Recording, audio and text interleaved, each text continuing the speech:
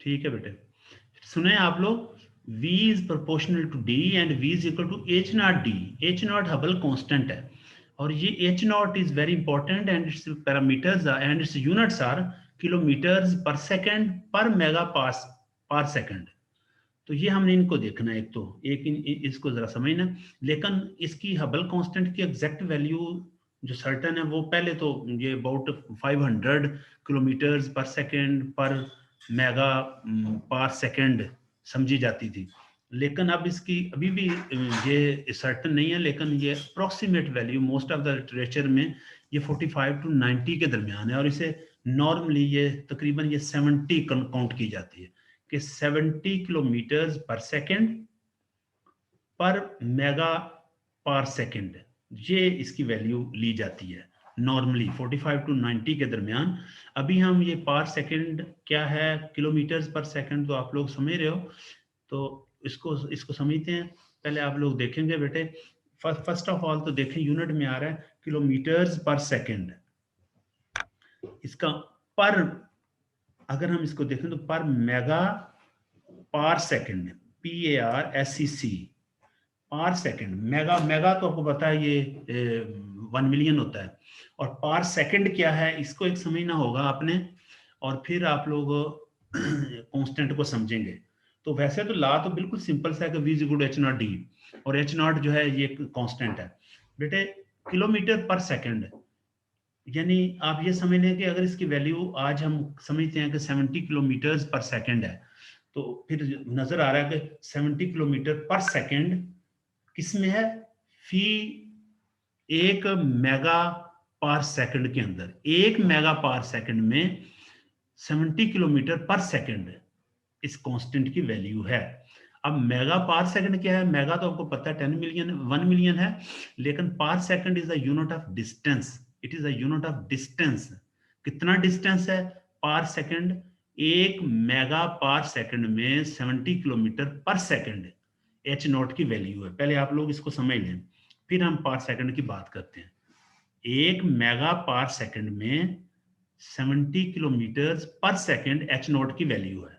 अब पर सेकंड क्या है, मेगा पर सेकंड तो आपको पता चल गया कि 1 मिलियन पर सेकंड को मेगा पर सेकंड कहेंगे। सो व्हाट इज पर सेकंड, पर सेकंड को समझने के लिए आप लोगों को एस्ट्रोनॉमिकल यूनिट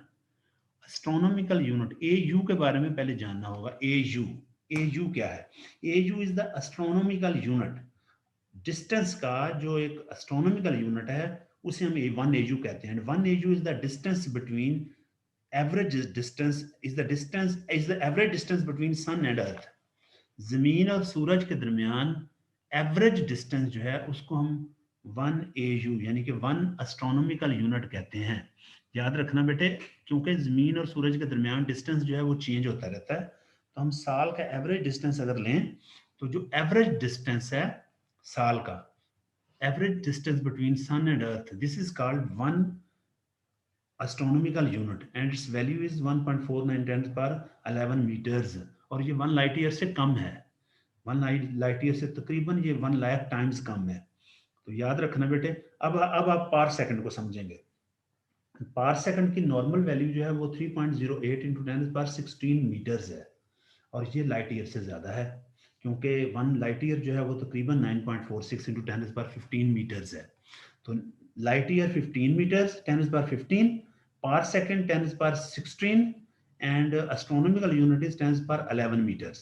तो ये 10 पर मैं बता रहा हूँ बेटे। अब पर सेकंड कितना डिस्टेंस होगा, अगर आप लोग ये इसको समझेंगे, अगर आप ये देख लें कि जमीन और सूरज, आप जमीन पर खड़े हैं और सूरज सूरज सूरज इन दोनों के दरमियान डिस्टेंस है एक एस्ट्रोनॉमिकल यूनिट, तो ऐसे दो ऑब्जेक्ट्स के दरमियान अगर कोई भी दो ऑब्जेक्ट ले लें जिनके दरमियान डिस्टेंस 1 एस्ट्रोनॉमिकल यूनिट है, जैसे कि जमीन और सूरज के दरमियान, तो आप सूरज से दूर कोई भी कॉस्मोलॉजिकल ऑब्जेक्ट ले लें, चाहे आप लोग कोई भी स्टार ले लें, वो इतना उसका डिस्टेंस के जमीन के साथ आप लोग एक लाइन ड्रा करो वर्टिकल पर, बिल्कुल वर्टिकल लाइन ड्रा करो from sun to that star, और फिर आप जमीन से भी उस स्टार के दरमियान लाइन ड्रॉ करें, तो जो एंगल बनेगा उस सन पर, सॉरी स्टार पर, अगर वो एंगल 1, अगर वो आर्क वहां पर एंगल आर्क बन रही है 1 आर्क सेकंड की, तो फिर ये डिस्टेंस कहलाएगा पर सेकंड।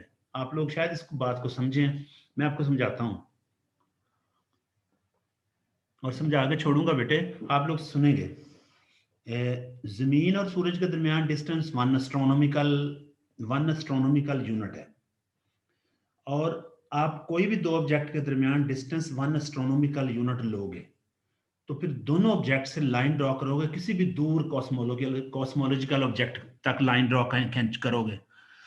अगर वहां पर इन दोनों लाइन के दरमियान एंगल 1 सेकंड आ रहा है, आपको पता है ना टोटल डिग्री जो होते हैं, अगर 1 डिग्री के अंदर बस 60 मिनट्स होते हैं और हर मिनट के अंदर 60 सेकंड, तो अगर आर्क सेकंड अगर वहां पर दोनों लाइंस के दरमियान, वो दोनों लाइंस कहां से खींची हैं जी बेटे, आप लोगों ने खींची एक उन 2 ऑब्जेक्ट्स के दरमियान लाइन खींची है जिनके दरमियान डिस्टेंस 1 एस्ट्रोनॉमिकल यूनिट है।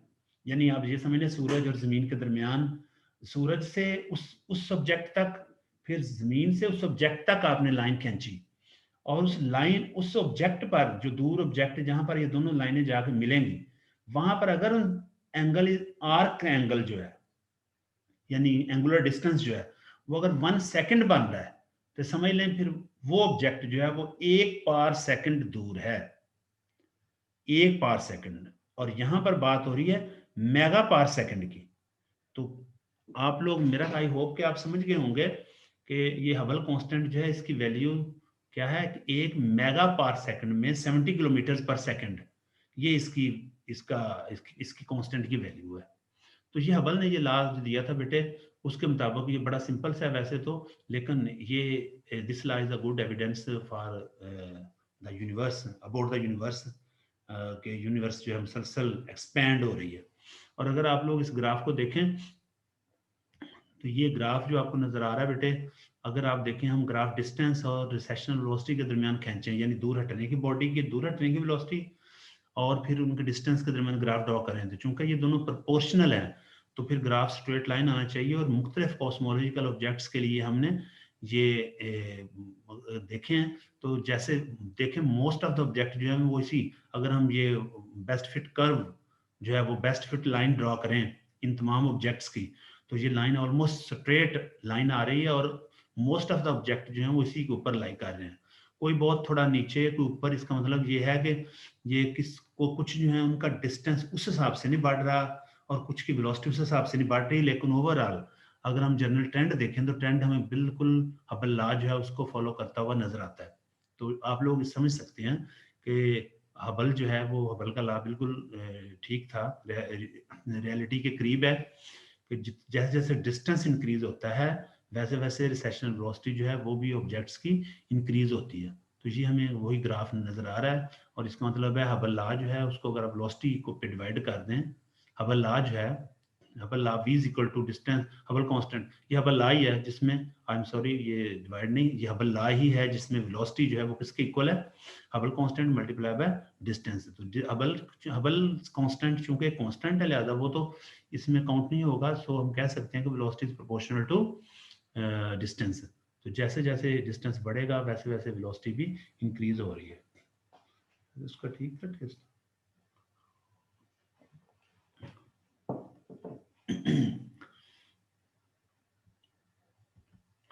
तो ये बेटे हबल लॉ था, और ये उसकी मैथमेटिकल फॉर्म थी, कोई और ख़ास बात तो नहीं है।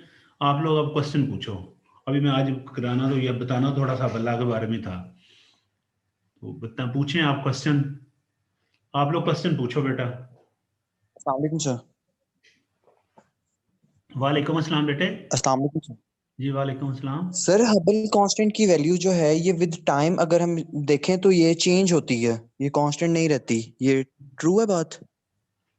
देखो बेटा ये हबल कांस्टेंट है और इसकी वैल्यू जो है ये कांस्टेंट है, but we are not sure about this value, और ये हम सर्टन नहीं है, क्योंकि ये आपको मैंने पहले भी शायद बताया कि ये जो एस्ट्रोनॉमिकल ऑब्जेक्ट की बात करें, कॉस्मोलॉजी में हम अगर देखें तो अभी बहुत सारी चीजें जो हैं उनका एग्जैक्टली डिटरमिन करना अभी बाकी है।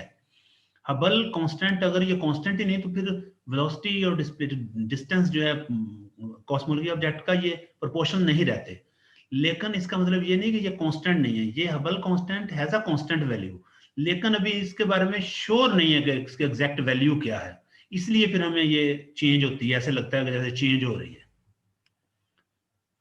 सर मैं कहीं देख रहा था तो वहां लिखा हुआ था कि हबल कांस्टेंट जो है वो टाइम के साथ साथ चेंज हो रहा है,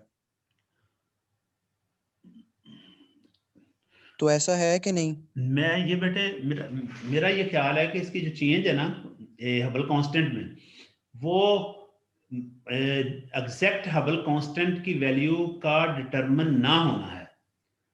इसलिए हम जब देखो एक चीज अभी एग्जैक्टली डिटरमिन नहीं हुई। अब देखो ना यहाँ पर इन्होंने ये रेंज बताई है कि 45 टू 98 मींस यहाँ फिर इसमें फ्लक्चुएशन आ रही है, तो इस हवाले से यस चेंज सर। होगी। अगर ये हम अज्यूम कर लेते हैं, आपकी बात समझ लेते हैं कि ये चेंज इसमें आ रही है, लेकिन अगर चेंज आ रही है तो फिर velocity is no more proportional to distance. तो फिर यस तो फिर ये तो ये बिल्कुल फिर प्रोपोर्शनल है फिर ना फिर यहाँ पे। उसमें आ जाएगा मसला, डाउट हो जाएगा कि यूनिवर्स जो है वो कंटिन्यूसली एक्सपेंड ही नहीं कर रही। तो अभी इसका ये हबल डेफिनेटली ये कांस्टेंट होगा, लेकिन अभी इसकी एग्जैक्ट वैल्यू डिटरमिन नहीं हुई, जिस वजह से इसमें चेंज जो है ना वो अभी आ रही है या तो ऑब्जर्व सर की जा। तो सर इन्हें ये कांस्टेंट नहीं कहना चाहिए था ना, इन्हें तो इसे जस्ट एक पैरामीटर जो है नहीं वो बेटे, अगर कंसीडर हम करना कांस्टेंट नहीं चाहिए था। कहते, अगर हम कांस्टेंट नहीं कहते तो ये फिर ये लॉ जो है ये यूनिवर्स की एक्सपेंशन को प्रूव नहीं करता, क्योंकि अगर इसमें चेंज आ गई तो फिर वेलोसिटी और डिस्प्लेसमेंट डिस्टेंस जो है वो प्रोपोर्शनल नहीं रहेंगे, और अगर वो प्रोपोर्शनल नहीं यस रहेंगे सर। तो फिर एक्सपेंशन यूनिवर्स जो है वो एक्सपेंड भी कर सकती है और कॉन्ट्रैक्ट भी कर सकती है। तो इसलिए फिर हमें इसे कांस्टेंट कहना होगा। लेकिन ये है कि सर इस हाँ, सर इस लॉ के अंदर हम सिर्फ ये बात कर रहे हैं कि कोई भी चीज जो हमसे दूर जा रही है वो स्पीड उसकी जो है वो इंक्रीज हो रही है, जितना वो हमसे दूर जा रही है उतनी उसकी स्पीड के अंदर जो है वो इंक्रीज आ रहा है हाँ आप बेसिकली। ऐसे चलो इस तरीके से कह लें, या फिर ऐसे कह लें कि कोई ऑब्जेक्ट जो है वो हमसे जितना दूर है उतना ही वो तेजी यस से सर। दूर जा रहा है, और तेजी से दूर हो रहा है। ठीक है ना? तो जो जो यस सर। जो हमारे बॉडी कोई भी कॉस्मोलॉजिकल ऑब्जेक्ट जो हमारे करीब है, तो उसका दूर जाने की जो वेलोसिटी है वो उस हिसाब से कम है। कम है। हाँ, लेकिन आप इसको सर ये इसको ऐसे समझो ना बेटा, मेरी बात सुने, आप इसको रिवर्स करके देखो ना। दूर वाले ऑब्जेक्ट जो हैं अगर तेजी से दूर जा रहे हैं और करीब वाले स्लोली दूर जा रहे हैं, तो इनको रिवर्स करें तो क्या होगा? करीब वाले जो हैं वो स्लोली करीब आना शुरू हो जाएंगे और दूर वाले तेजी से यस करीब सर। आना शुरू हो जाएंगे, और आखिर पे क्या होगा? एक पॉइंट पर सारे इकट्ठे होंगे और वही पॉइंट सिंगुलैरिटी है। इसका मतलब यह है कि ये यूनिवर्स जो है वो सिंगुलर पॉइंट से ही निकली है। तो ये एक एविडेंस बनती है बिग बैंग की और सिंगुलैरिटी की। तो ये हबल लॉ एक्चुअल में ये एक एविडेंस है। ठीक है ना? Thank you sir. और पूछो क्वेश्चन बेटा, बच्चों और क्वेश्चन पूछें। सर यूनिवर्स हमारी अभी भी एक्सपेंड हो ही रही है? हाँ हाँ, मुसलसल कंटिन्यूसली ये एक्सपैंड हो रही है, अभी भी हो रही है और इसी हिसाब से हो रही है जैसे हबल कहता है।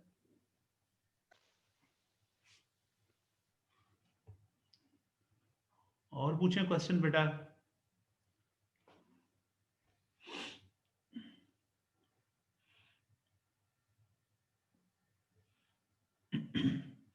और क्वेश्चन पूछो बच्चों, कोई और बात पूछें। अस्सलाम सर। वालेकुम अस्सलाम बेटे।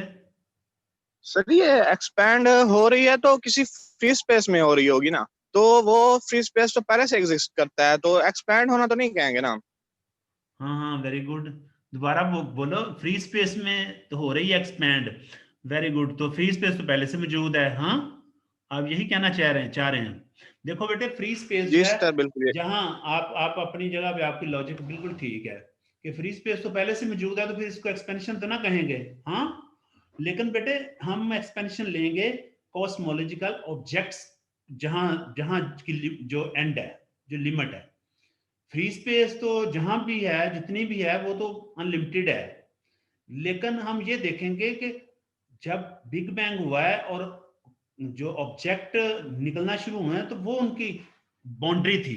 वो बाउंड्री जैसे जैसे दूर जा रही है, उसको हम एक्सपेंशन कह रहे हैं, फ्री स्पेस को नहीं कह रहे। अब बात समझे थैंक यू ना? सर। हाँ बिल्कुल, वो असल में वो बाउंड्री की एक्सपेंशन हो रही है। बिग बैंग की जो बाउंड्री थी उस वक्त जो सिंगुलैरिटी पर थी और अब ये बहुत ज्यादा एक्सपेंड हो गई, तो जाएगी तो फ्री स्पेस में, लेकिन ये होगी वो बाउंड्री की एक्सपेंशन। और पूछे क्वेश्चन, वेरी गुड, अच्छा, अच्छे एंगल से आपने बेटे ये सोचा, बहुत अच्छे। अस्सलाम वालेकुम सर। वालेकुम अस्सलाम बेटे। सर जी हबल कांस्टेंट का यूनिट बता दें, ये बेटे ये हबल थोड़ा सा कांस्टेंट समझा का दें यूनिट। हाँ, हबल कांस्टेंट का यूनिट मैंने आपको बताया, ये kilometres per second per mega पार सेकंड, यानी एक पार मेगा पार सेकंड में round about 70 kilometre per second Hubble constant की वैल्यू, यानी इसकी वैल्यू आप समझ लें 70 किलोमीटर पर सेकंड है, 70 किलोमीटर पर सेकंड है। लेकिन 70 किलोमीटर पर सेकंड कितने डिस्टेंस में है, तो वो डिस्टेंस 1 मेगा पार सेकंड है, और एक पार सेकंड मैंने आपको पहले समझाया, ठीक है। तो इसका यूनिट होगा kilometre per second per mega parsec. Thank you sir. और पूछें क्वेश्चन बच्चों। सर जो ये जो हम ग्राफ में बैंक पॉइंट्स हैं उनके बारे में दोबारा बता दें। हम एक वन बाय वन पूछो बेटे। सही, बिग बैंग की वजह से हमारी यूनिवर्स पहले जैसे आई थी, अब जो एक्सपेंशन हो रही है तो वो भी किसी न किसी धमाके की वजह से ही हो रही होगी। तो सर भी ये जो हमारे हो रहे हैं धमाके, इनको भी हम बिग बैंग कहेंगे या फिर वही जो पहले हुआ था उसी को ही? बेटा वो बिग बैंग तो वही इनिशियल सिंगुलैरिटी पे जो हुआ था वो बिग बैंग है। अब मुसलसल जो अगर अगर नए गैलेक्सीज बन रही हैं या नई चीजें बन रही हैं तो इनको अब बिग बैंग नहीं कहेंगे, ये आगे प्रोसेस के जरिए ये बाकी चीजें जो है ना ये नई प्रोड्यूस हो रही हैं, और इसी के नतीजे में एक्सपेंशन हो रही है। आप ये समझ लेना कि अगर यूनिवर्स के अंदर नए गैलेक्सीज या नई चीजें, अगर कॉस्मोलॉजिकल ऑब्जेक्ट जो हैं पुराने डिस्ट्रॉय हो रहे हैं और नए बन रहे हैं, तो अगर ये ना हो तो फिर शायद एक्सपेंशन रुक जाए। लेकिन ये चीजें तो साथ साथ मतलब नई बन रही हैं, या अंदर ये यूनिवर्स के अंदर उसी बिग बैंग के बाद ये तो अंदर इंटरनली ये चीजें हो रही हैं ना। असल तो बिग बैंग वही जो पहले इनिशियली सिंगुलैरिटी से जो एक्सपेंशन हुई थी हम उसको कहते हैं। तो वो मुसलसल वो तो उसके नतीजे में तो यूनिवर्स जो है या कॉस्मोलॉजिकल ऑब्जेक्ट जो हैं ये दूर हट रहे हैं, दूर जा रहे हैं। तो बिग बैंग सिर्फ वही इनिशियल वो इनिशियल था जो सिंगुलैरिटी से एक्सपेंशन हुई है ना, उसको हम बिग बैंग कहेंगे। एक्सपेंशन जितनी भी हो रही है ये मतलब वो नेचुरली हुआ था ना धमाका, तो अभी हम आर्टिफिशियली भी कर सकते हैं इसकी एक्सपेंशन, या वही बस नेचुरली हो रही है कि खुद ही वो हो जाना? वेरी गुड, ये बेटे ये बिल्कुल नेचुरली हुआ है और इसको आर्टिफिशियली बिल्कुल नहीं किया जा सकता। हाँ, उसको उसको आगे प्रूव किया जा सकता है, और वो मुख्तलिफ तरीकों से, जैसे ये रेडशिफ्ट स्पेक्ट्रम है, फिर ये हबल लॉ है, या इस तरह से, या बाकी जो हीट वेव्स हैं या साउंड वेव्स हैं जो उस वक्त की अभी तक साइंसदान कैप्चर कर रहे हैं या उनको सुन रहे हैं, इनसे इनकी एविडेंस हैं, लेकिन इसको रिप्रोड्यूस नहीं किया जा सकता। लेकिन एक छोटे लेवल पर जैसे ये सर्न में इसकी झलक देखी जा सकती है, लेकिन उस तरह एक बड़ा धमाका जो है वो नहीं किया जा सकता, वो तो नेचुरली था बस।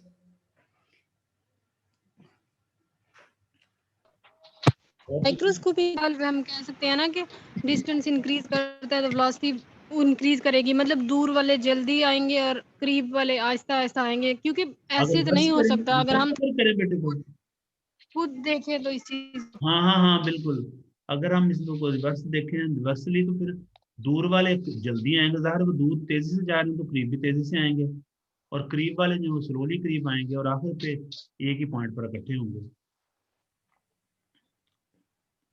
लेकिन सिर्फ माइक्रोस्कोपिकली होगा ना, वैसे अगर हम देखें तो हमारा जो कंसेप्ट है वेलोसिटी वगैरह का, उसके अकॉर्डिंग तो अगर डिस्टेंस ज्यादा होगा हम तो स्पीड से नहीं आएंगे, और जिनका डिस्टेंस कम होगा उनका ये तो डिफरेंस होगा, एक पॉइंट पे एट अ टाइम तो नहीं आ सकते वो। एक पॉइंट पर ही आएंगे बेटे। देखो ना, एक खास वेलोसिटी से दूर का ऑब्जेक्ट दूर जा रहा है, तो जब रिवर्स करेंगे तो वही दूर का ऑब्जेक्ट उसी वेलोसिटी से करीब आएगा, तेजी से आएगा, और करीब वाले जो हैं वो स्लोली करीब आएंगे। तो क्या होगा, दूर वाले यानी हम जहां फर्ज करे खड़े हैं तो हमसे जो दूर हैं वो ज्यादा दूर हैं वो तेजी से हमारे आएंगे हमारी तरफ, और करीब वाले स्लोली आएंगे तो सारे इकट्ठे ही पहुंचेंगे हमारे पास, तो फिर वो एक ही पॉइंट पर इकट्ठे होंगे ना। यही तो है ये हबल लॉ स्पेशलिटी यही है कि दूर वाले जो है वो ऑब्जेक्टिव तेजी से करीब आएंगे और करीब वाले स्लोली करीब आएंगे, और इस तरह इकट्ठे ये फिर एक पॉइंट पर इकट्ठे होंगे, और वही सिमिलैरिटी था पॉइंट जहां से ये एक्सपेंशन स्टार्ट हुई है।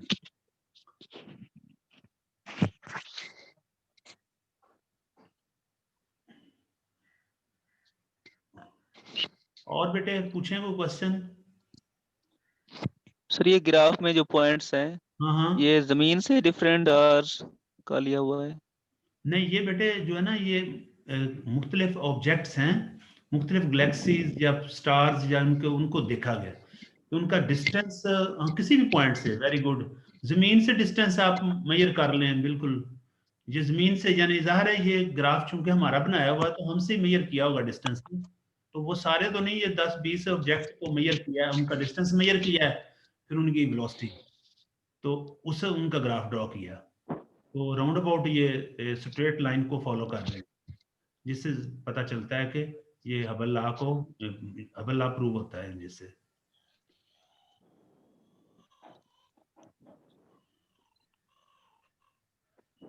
और बेटे पूछें बात कोई? जी सर ये क्वेश्चन है एक। हाँ पूछें बेटे। सर ये हबल्स लॉ और सिंगुलैरिटी पॉइंट को भी इंटरलिंक किया आपने, ये थोड़ा एक्सप्लेन करते हैं। हाँ, मैं हबल लॉ और सिंगुलैरिटी को बेटा इस तरीके से किया है कि according to Hubble law v is proportional to d, और जितना d ज्यादा होगा वेलोसिटी भी ज्यादा होगी, लेकिन ये वेलोसिटी वही रिसेशनल है या रिसीडिंग वेलोसिटी है, दूर जाने की वेलोसिटी है।